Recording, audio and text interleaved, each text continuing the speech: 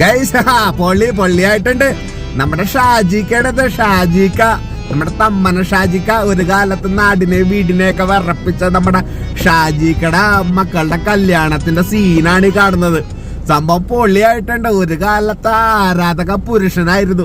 നമ്മളിങ്ങനെ മുറ്റി കുന്തളിച്ച് നിൽക്കുന്ന സമയത്തൊക്കെ ഉണ്ടല്ലോ, ഷാജിക്കാവാനായിട്ടൊക്കെ ഒരുപാട് ശ്രമിച്ചിട്ടുണ്ട്. മച്ചാന്റെ നമ്മുടെ മൂട്ടിക്കിടി കൊളത്തിട്ട് പിടിക്കുന്ന ഒരു സീനിന്റെ കഥ കോരിത്തെരിപ്പിക്കുന്ന സംഭവമായിരുന്നത്. ഇതൊക്കെ കേട്ടുകഴിഞ്ഞപ്പോ നമ്മളും കുന്തളിച്ച് നിന്നൊരു കാലം ഉണ്ടായിരുന്നു.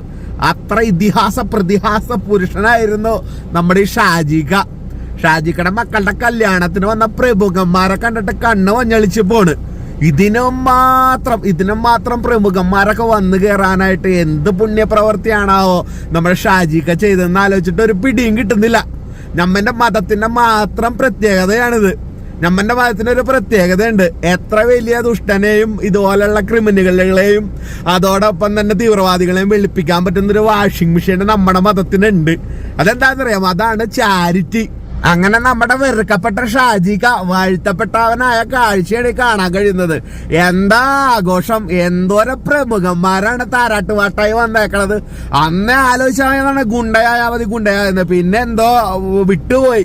അന്ന് ഗുണ്ടയായിരുന്നു, ഇപ്പൊ പ്രമുഖനായിട്ട് റിട്ടയർ ചെയ്യായിരുന്നു. എന്റെ പൊന്നോ, കണ്ടിട്ട് കൊതിയാവണ ഗുണ്ടക്കൊക്കെ കിട്ടുന്നൊരു വെറും ആത്മീയത. അവസാന കാലത്ത് ആരെങ്കിലും ഇടിച്ചൊതുക്കി മൂലക്ക് ഇടുമ്പോ നൈസായിട്ട് ആത്മീയതയിലോട്ട് വരിക.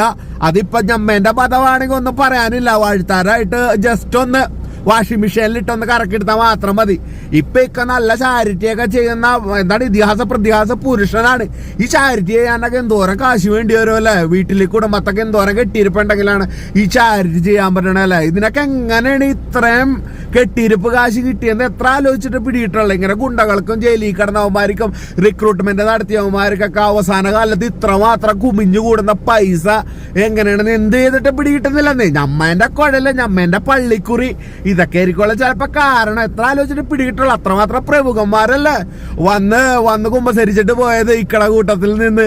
അപ്പൊ എന്താണ് ഇന്നൊക്കെ മനസ്സിലാവണ്ട. ഗുണ്ടയാവണോ പുതിയ തലമുറകളൊക്കെ?